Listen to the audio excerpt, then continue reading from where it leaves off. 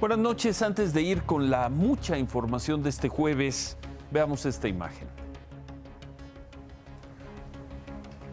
Un vendedor de frutas fue atropellado así, hace un par de meses en la zona de Iztapalapa. Así. El hombre concedió el perdón, salió lastimado, pero sobrevivió.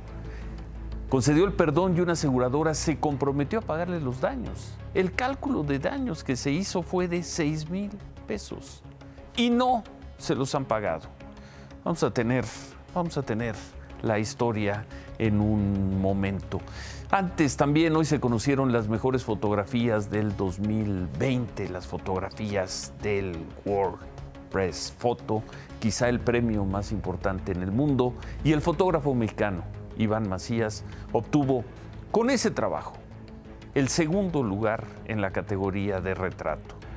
Ella es la doctora Katia Palomares, con el rostro descubierto, después de largas horas de trabajo con mascarilla, en los días más difíciles del COVID del año pasado. ¿Qué más decir de esa imagen? Katia Palomares, una gloriosa doctora mexicana de un hospital público. ¿Qué registro? ¿Qué documento? ¿Qué obra de arte de Iván Macías? Felicidades. Y hablando de doctores y de hospitales públicos, hoy, por fin, se hizo un cálculo, una estimación de cuántos trabajadores, cuánto personal médico de hospitales privados faltan por vacunar, entre doctoras, enfermeras y gente que trabaja en los hospitales. El cálculo que se hizo hoy fue de 100,000 personas, 100,000 vacunas. Lo hizo un especialista, el doctor Francisco Moreno, que ha hablado mucho de que ha sido una voz muy importante en esta crisis. ¿Cuántas son 100,000 personas o 100,000 vacunas? Son la quinta parte, por ejemplo, de las vacunas que se aplicaron ayer. Si una quinta parte de esas vacunas hubieran sido para ese personal médico, hoy ya no se estaría hablando de ese malestar de doctores y de personal médico que no ha sido vacunado. Es menos de la tercera parte de las 365,000 vacunas que se han aplicado en promedio en los últimos 7 días. Con eso, ya sea con una quinta parte de ayer o con una tercera parte de lo que se ha vacunado en los últimos 5 días, se solucionaría este conflicto con los médicos de hospitales privados. Como no se resuelve, los médicos tienen que recurrir, algunos médicos han tenido que recurrir a acciones legales. Humberto Padgett conoció el caso de la doctora Saraí Hernández. Ella tiene una pequeña clínica privada, en la zona del Bordo de Xochiaca, en Nesa, en el Estado de México, uno de los lugares más golpeados por el coronavirus, no solo el Estado de México, del país. La doctora Saraí Hernández, junto con 15 colegas, integrantes de una asociación médica municipal, promovieron y obtuvieron un amparo que obliga, que fuerza a las autoridades a vacunarlos. El día de ayer ya dieron el fallo del amparo, que sí la autoridad nos va a proteger. ¿Cuándo los deben vacunar? De que sale ya el resultado del amparo, son 24 a 48 horas para que nos vacunen. De hecho, se aceptó el amparo no nada más para médicos, sino para enfermeras, personal administrativo, personal de limpieza y camilleros. ¿Cuántas personas son beneficiarias de este amparo? Ahorita van 15. La doctora Saraí Hernández dijo también esto. Es que es una injusticia, no estamos peleando un acto justo, estamos peleando un derecho, porque nosotros estamos expuestos, y ya, dado el hecho de que han muerto tantos familiares, han muerto tantos amigos médicos, es un derecho. ¿Qué siente de lo que ha dicho el presidente? Híjole, es frustrante, de alguna manera no se nos hace increíble que nos traten como lo que somos, no hay calidades de médicos, o sea, no hay categorías de médicos, todos somos médicos. No vamos a dar en unos sí, en otros no, no es la elección de él, es un derecho que tenemos. Siento impotencia, siento rabia, siento frustración, porque dijeron que era un cambio diferente y no vemos ningún cambio, vemos peor la situación. sobre la vía de amparo para obtener vacunas, habló esta mañana el presidente López Obrador y dijo que pues si un juez lo ordena, se van a aplicar las vacunas. Dijo que no está de acuerdo, que no es lo más justo, que no es lo más moral, pero que si lo ordena un juez, se vacunará. Por lo pronto, ahí hay un amparo para un grupo de 15 médicos.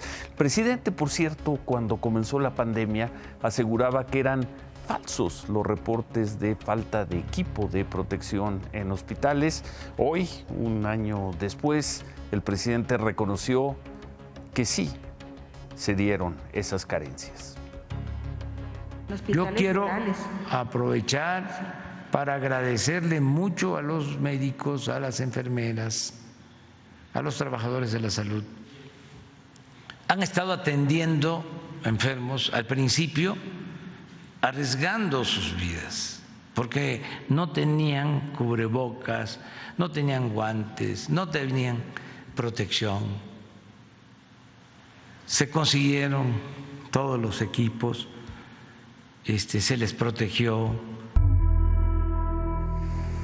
Bueno, y por lo pronto nosotros estamos en 350,000 vacunas diarias promedio en los últimos 7 días. 350,000, veíamos el dato.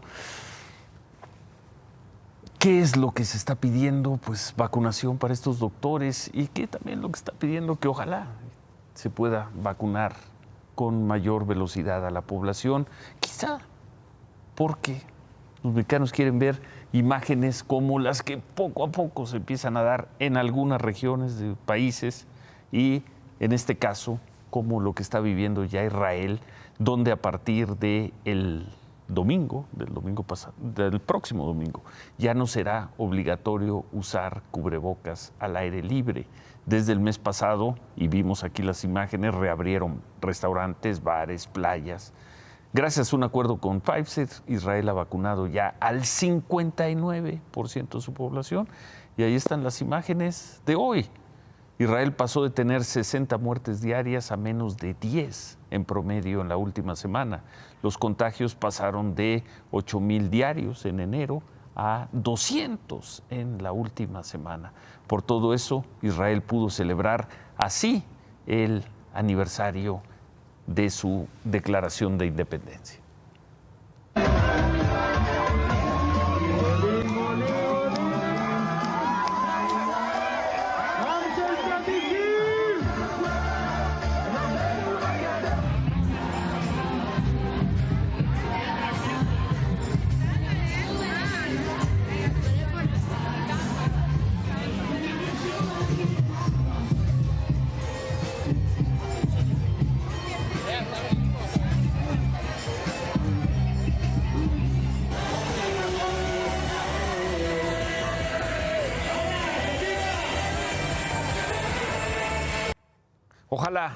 Ojalá no falte tanto para que nosotros podamos ver estas imágenes que estaremos presentando desde luego y además con mucho gusto en esta pantalla. Hay un país en el mundo que ya celebra así, es un país pequeño, es un país de 9, 10 millones de habitantes, pero que con ese porcentaje de vacunación puede tener otra vez a su gente en las calles celebrando, desde luego produciendo, trabajando, pero también celebrando.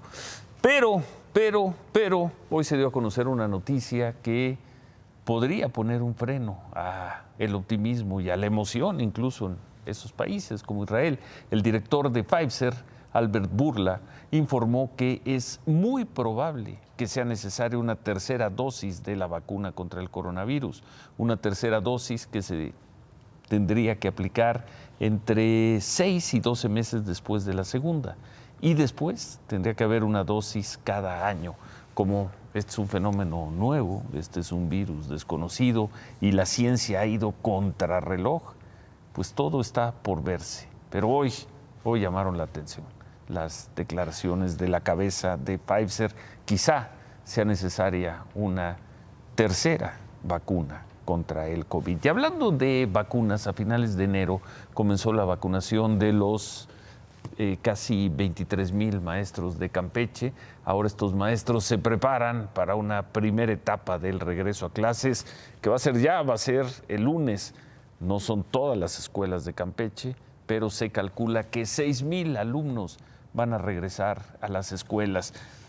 6,000 hacen ya un regreso masivo a las escuelas mexicanas. Después, eso ocurrirá después de más de un año, ocurrirá el próximo lunes en Campeche.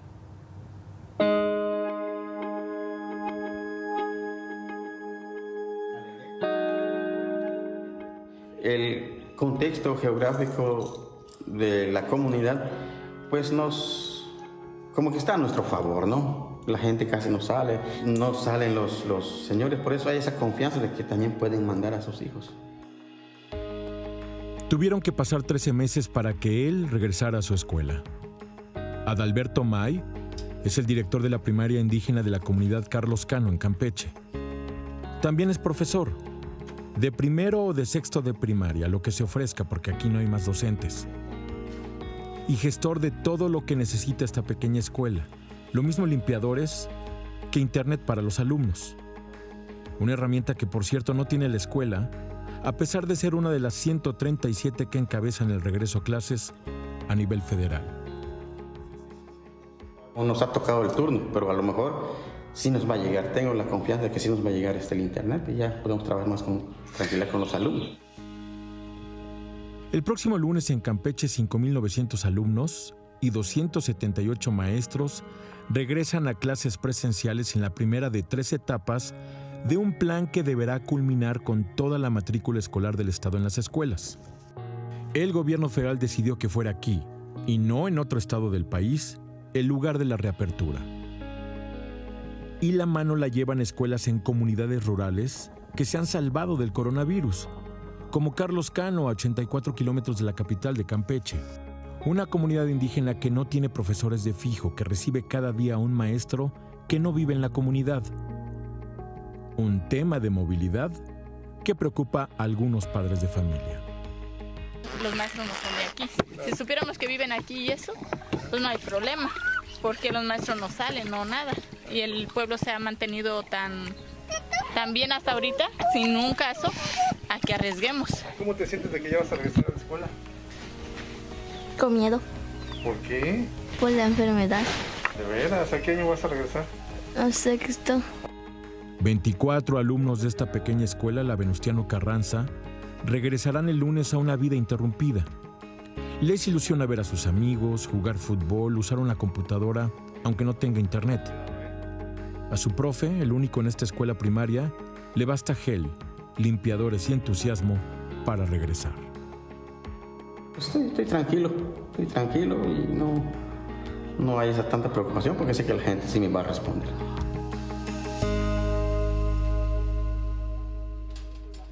Suerte, mucha suerte el lunes a los alumnos y a los profesores en Campeche.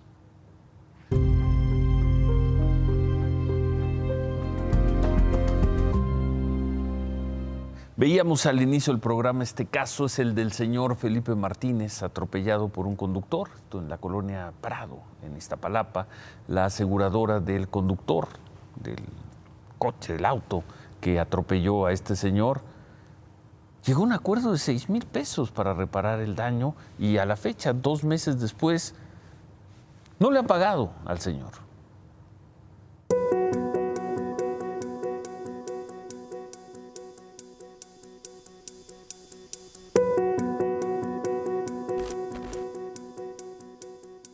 El pasado 22 de febrero a las 6 de la tarde, un par de cámaras captaron un accidente en la calle Moisés Sáenz, esquina con Ermita Iztapalapa, en la colonia El Prado.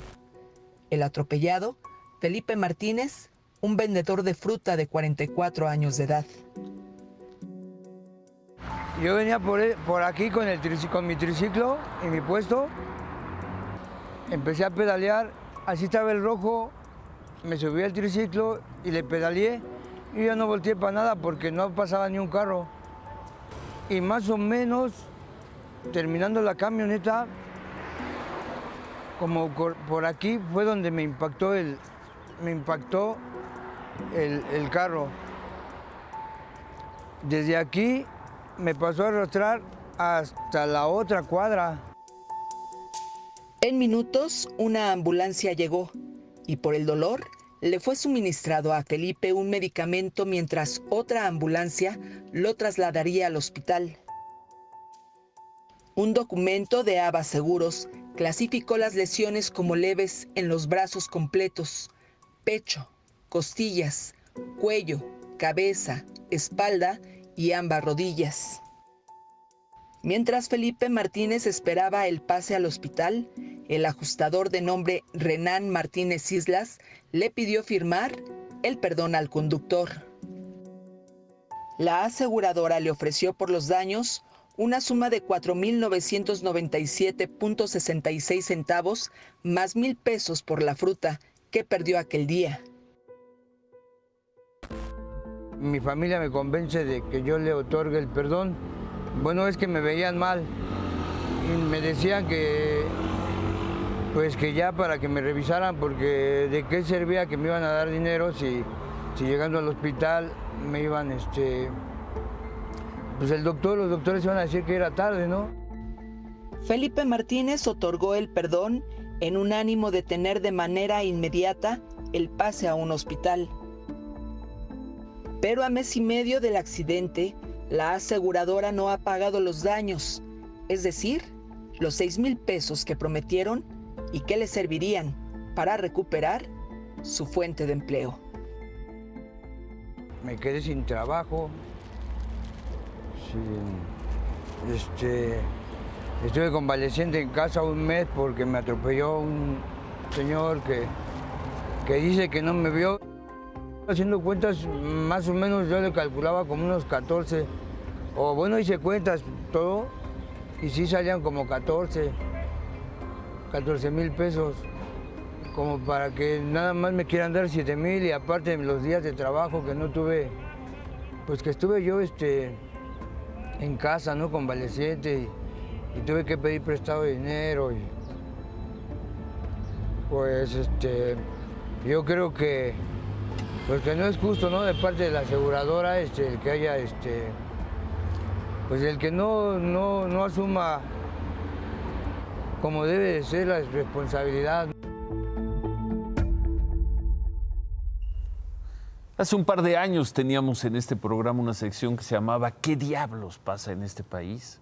Y hoy hacemos la pregunta, ¿qué diablos pasa primero para que alguien que sufrió ese daño se le repare y acepte además una reparación de 6,000 pesos? ¿Y qué diablos pasa que 2 meses después la aseguradora o la propia persona que lo atropelló no le hayan podido pagar los 6,000 pesos? Vamos a seguir con este tema mañana. Bueno, sobre otro caso que presentamos anoche, el homicidio, un feminicidio de la señora Olivia Silva, esta mujer de 53 años que vivía en las Lomas de Chapultepec, que apareció muerta el martes dentro de su automóvil en la alcaldía de Álvaro Obregón, en la zona del Valle de las Monjas. Hoy sus familiares recibieron el informe de la necropsia en el que indica que Olivia no fue agredida sexualmente. La mataron, según esto, el mismo día que desapareció en el Valle de las Monjas, en Coajimalpa, el sábado, aunque la Fiscalía investiga el caso como un feminicidio, no descarta que el móvil haya sido el robo. Así lo explicó el abogado de la familia Silva. Aparentemente fue un disparo que le ocasionó la muerte, pues alrededor de las 12 horas del sábado, ¿no? Es lo que tenemos, ahorita. El móvil pues parece indicar como un tema violento, puede ser un asalto, puede ser un intento de secuestro, que a lo mejor que haya habido una resistencia, en fin, ¿no? Como que estamos por esa línea de investigación. ¿Cuánto dinero pudo haber traído de acuerdo a eso? Pues alrededor de 5,000 pesos, ¿no? Aproximadamente, ¿no? Digo que es una cantidad pues considerable para traer en la bolsa, ¿no? Entonces, pues a lo mejor por ahí puede ser el móvil, ¿no? 5,000 pesos. Si no fue feminicidio, fue un robo de 5,000 pesos. Y eso le costó la vida a Olivia. Esta tarde un hombre pues fue baleado en Paseo de la Reforma frente al Auditorio Nacional. De acuerdo con el testimonio de la persona agredida, él iba en su camioneta cuando alguien se le acercó y le disparó. Solo lo lesionó en un hombre, por lo que lo llevaron a un hospital. Las autoridades de seguridad informaron que pues, están revisando las cámaras de seguridad para dar con el responsable. Al parecer también se trataba de un intento de robo.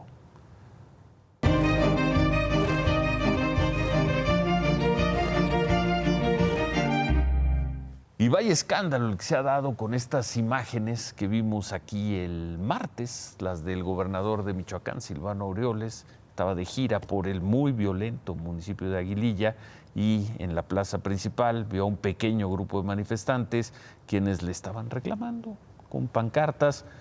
Y el gobernador se bajó de la camioneta, se acercó a los manifestantes y empujó a uno de ellos, quien luego se identificó como maestro rural. Pero en el video también se ve a dos funcionarios más. El hombre que porta un arma larga que arrebata la cartulina al manifestante y trata de disuadir la protesta es Israel Patrón Reyes, el secretario de Seguridad de Michoacán. Y luego la persona que toma del brazo, esa que vemos ahí, y regresa al vehículo militar al gobernador Silvano Aureoles es Adrián López, el fiscal general de Michoacán. Bueno, pues hoy los tres funcionarios fueron denunciados ante la Fiscalía General del Estado, específicamente en la unidad de delitos cometidos por servidores públicos. ¿Quién los denunció? El despacho de abogados Mendoza Oropesa y Asociados de Michoacán. ¿De qué se les acusa? Al gobernador Silvano Aureoles lo acusan de supuesto abuso de autoridad al agredir al manifestante. Al secretario de Seguridad también lo denunciaron por ese delito, por quitarle la cartulina al manifestante. Y al señor Israel Padrón y al fiscal Adrián López los denuncian por el supuesto delito de coalición de servidores públicos. Esto porque supuestamente fueron omisos y no intervinieron cuando el gobernador los empujó. El aviso de autoridad es un delito que se persigue de oficio, según el Código Penal de Michoacán, se castiga con una pena que iría de 1 a 9 años de prisión. Hay que recordar que en Michoacán se eliminó el fuero para el gobernador, por lo que pues, se podría juzgar. Y bueno, cosas que pasan en México, vemos las peores atrocidades y en una de esas, un juez dicta cárcel para un gobernador por haber dado un empujón y pues, a su secretario de Seguridad y a las personas que lo acompañaban. Hoy, en otras cosas, hoy se dio a conocer un nuevo caso de abuso policial. Este se dio en la ciudad de Puebla. Es un video, ahí está. Son policías municipales, golpean a unos jóvenes que estaban bebiendo en calles de la colonia Álamos Vistahermosa. Incluso a uno de ellos lo cachetean, lo toman del cuello por algunos segundos. De acuerdo con los reportes, esto ocurrió la madrugada del lunes. La Secretaría de Seguridad de Puebla informó que los elementos ya fueron separados del cargo. Sin embargo, esto no fue suficiente para el gobernador Miguel Barbosa. Tuiteó: el gobernador pidió que se hagan las denuncias contra los policías, pues esas agresiones no pueden continuar. Basta ya de este tipo de comportamientos de quienes creen que por tener uniforme pueden golpear y abusar de las personas. Anoche informamos sobre la decisión de un juez federal de mantener en la cárcel a 6 marinos por la desaparición forzada de personas, hechos que se dieron entre febrero y mayo de 2018 en Nuevo Laredo, Tamaulipas. Hoy el juez ordenó lo mismo con otros 24 militares detenidos por este supuesto delito. Los 30 marinos van a estar al menos 6 meses en prisión en lo que avanza la investigación.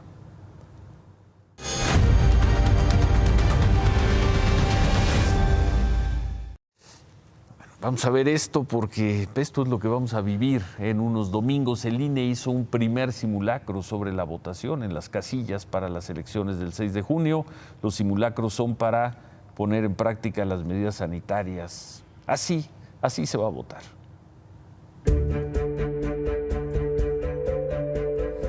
Todas las personas deberán usar cubrebocas para poder votar dentro de las casillas el próximo 6 de junio. Habrá crayones disponibles, aunque el INE recomienda a cada persona llevar su propia pluma de tinta indeleble. Solo 2 personas podrán votar en cada casilla al mismo tiempo. A pesar de esto, el INE no está contemplando ampliar el horario tradicional de votación. Los funcionarios aplicarán gel antibacterial y toallas para desinfectar las superficies y materiales. Las casillas se sanitizarán en promedio cada 3 horas. La credencial del lector se colocará sobre una mesa donde se va a verificar que el ciudadano esté en la lista nominal. No se entregará directamente a las manos de los funcionarios. Los funcionarios de casilla entregarán las boletas y el ciudadano pasará a las mamparas, que en esta ocasión no tendrán cortinas. Finalmente, se tendrá que recoger la credencial del lector para que otro funcionario haga la marcación correspondiente y, por último, la aplicación de tinta indeleble al votante. En todo momento se evitará el contacto físico entre los funcionarios y el elector. Sana distancia, limpieza de los lugares y también la utilización de insumos de protección. Esos son los 3 grandes componentes que están presentes. Bueno, las medidas por el COVID, quizá habrá que llegar con una pluma o con un lápiz indeleble a votar. Vamos a preguntar más sobre ese punto. Vamos a ver las cifras del mundo, de México y el mundo. 401 personas muertas reconocidas por la autoridad en México en las últimas 24 horas. Brasil, pues ya ni hablamos, 3.560. Por cierto, en Brasil queda habilitado el expresidente Lula, que estaba en la cárcel, podrá buscar ser de nueva cuenta presidente el próximo año. Ahí están las cifras, y en México ya incorporando, sumando los números del INEGI, el total de personas muertas, 244.854 por el COVID.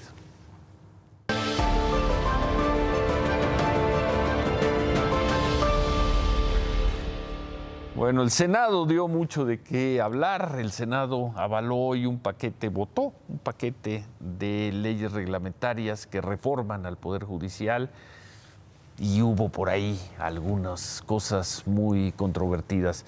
Esto fue lo que ocurrió.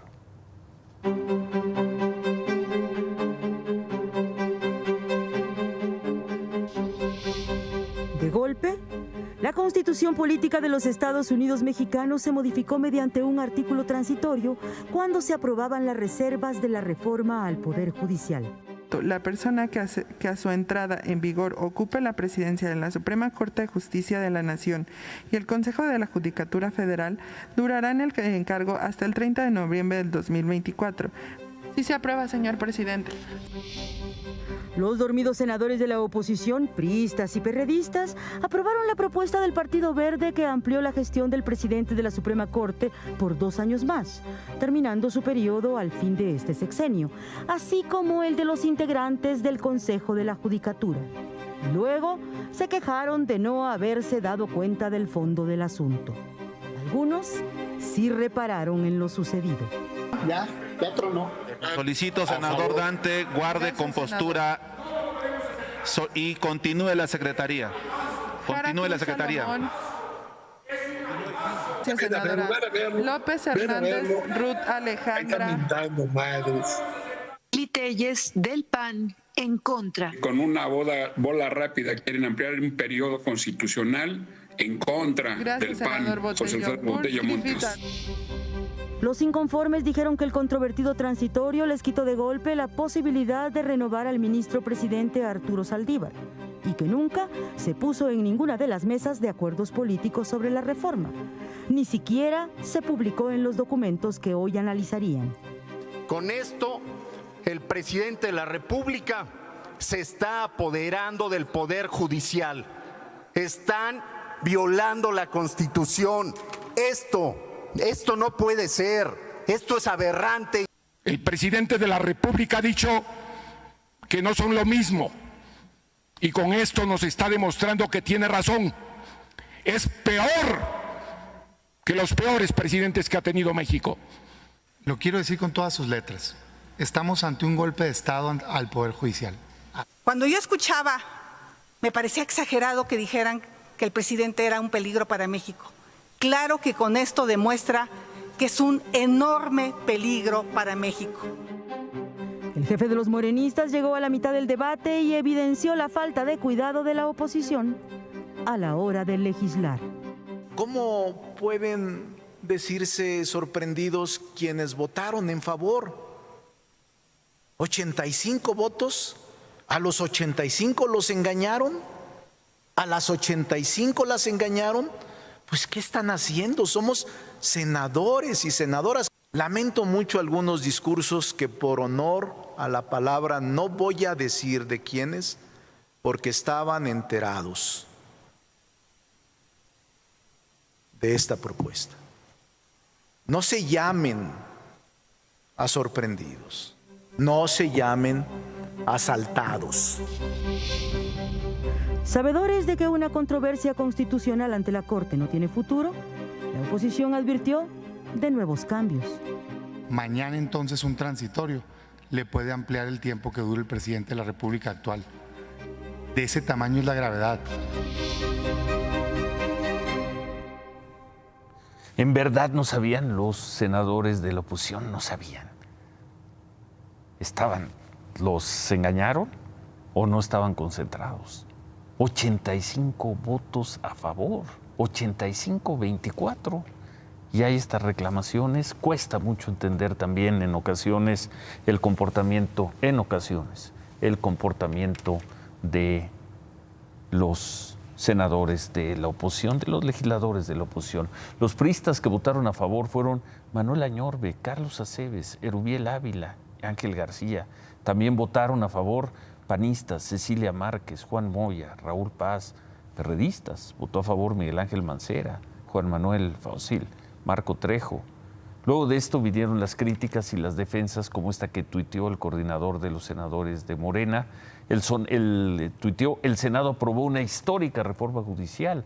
La impartición de justicia debe estar libre de corrupción y garantizar que las personas que integran el Poder Judicial se desempeñen y desarrollen de manera democrática. El Consejo de la Judicatura Federal emitió este comunicado deslindándose, ahí lo tienen, dice que los proyectos de ley de esta reforma vienen desde tiempo atrás, que las iniciativas correspondientes fueron modificadas y enriquecidas a través del diálogo con magistrados y con jueces, que el artículo 13º transitorio dado a conocer hoy no solo no fue elaborado por el equipo redactor de las propuestas originales, sino tampoco fue solicitado por el Poder Judicial, que toda vez que el procedimiento legislativo sigue su curso y dicho transitorio puede ser eventualmente modificado, pues van a estar a la espera, y que reiteran que su única prioridad es que sean aprobadas las leyes de la reforma constitucional para consolidar la autonomía e independencia del Poder Judicial. Bueno, hoy temprano el gobierno de Morelos informó que por fin se controló al 100 el incendio en la zona del Teposteco. Este incendio comenzó el domingo, afectó, según esto, 350 hectáreas. Las lluvias de anoche ayudaron a sofocarlo, aunque no lo apagaron en su totalidad. Vecinos del Valle de Atongo nos mandaron esas imágenes. Por la tarde se vieron fuegos, bancos de humo a 150, 200 metros de una zona habitacional. Los helicópteros ya se fueron. Las autoridades aseguran que desde tierra el incendio quedará completamente liquidado, apagado el fin de semana. Hoy Carlos Salazar fue reelecto como presidente del Consejo Coordinador Empresarial. Le voy a decir por qué es relevante. Punto número 1, porque el padre de análisis superior lo dijo con meses de anticipación. Había quienes se habían inventado el rollo de que si ya se había peleado con el presidente y que el presidente iba a imponer a un líder empresarial a modo. Había también los que decían que la cúpula, así como si fueran los Illuminatis de la iniciativa privada, ya habían decidido que Carlos Salazar no. Las cúpulas de iniciativa privada los que representan es a los medianos y a los pequeños empresarios. Las grandes empresas, los grandes empresarios no necesitan al Consejo Coordinador Empresarial, ni a Coparmex, ni a Canacintra, ni a ningún otro. Que se quede un gran negociador. Carlos Salazar es un hombre que ha tenido por lo menos 2 muy vistosas, donde se ha cubierto de gloria a favor del país. Arregló el tema de los oleoductos, que es aquel... Sí, al empezar el sexenio. Y la del outsourcing. El outsourcing, como venía, se iba a prohibir totalmente, iba a ser un desastre, etcétera, etcétera. Lo que aprobó el Congreso, que ahí sí otra vez levantaron la mano. Las pensiones y otras. O sea, es un gran líder. Y la iniciativa privada otra vez se vuelve a unir. Platicaba con Carlos Salazar hace un par de horas, y él me decía, el tema es mantener la negociación y que a lo que se van a dedicar es a la reforma fiscal, que es el principal tema al que se quieren dedicar ahora los empresarios y llegar, como dice el secretario de Hacienda, a un acuerdo correcto. ¿Te ves entusiasmado con la noticia? ¿Bien? Bien. Porque imagínate que hubieran, ya ves que ahora en este país todo es a modo y dicen que unos a modo y otros, que hubiera llegado algún líder empresarial que no fuera un líder empresarial, sino que fuera un levantadedos o que llegara alguien demasiado violento y que dañara las negociaciones. A mí me parece que es correcto. ¿Sí? Sí. Remátala, Brooklyn. Y además yo lo había dicho desde noviembre. Sí, es cierto. De las pocas que aciertas. A ver, va de nuevo la música, porque hoy viene de Brooklyn, como todos los años, Jackie Robinson. ¿Es la misma? Jackie Robinson es mi más grande. Quinto año. Con esta debutó hace 79 años. Bueno, remátala, Brooklyn. Y ya que estamos en eso, Alarcón, la barba no es importante que la pierdas el fin de semana. Es que el Cruz Azul sea campeón, como ya lo dije yo, y esa también me la vas a tener que dar por buena. Vamos a hacer, bueno, a ver, Javier, a ver. Ciro, el sábado no cae la barba bíblica. Vamos a regresar con el análisis de Cruz Azul contra América, América Cruz Azul y la fractura ayer terrible para el americanista y las consecuencias. Volvemos con eso. ¿Qué cosas? La barba bíblica, el padre del análisis superior. Bueno, vamos a regresar. Vamos a regresar con ese rostro que dice todo. El rostro de Katia, la foto de Iván. Volvemos. Esa mujer, la doctora Katia Palomares, tiene la historia de la pandemia mexicana, la tiene tallada en su rostro. ¿Qué más decir? Felicidades a Iván Macías, segundo lugar en el premio en el World Press Photo en la categoría de retrato. Es lo mínimo que se merecen nuestros doctores, todos nuestros doctores. Estas son las mejores fotografías del año, el año del COVID. Buenas noches, ánimo.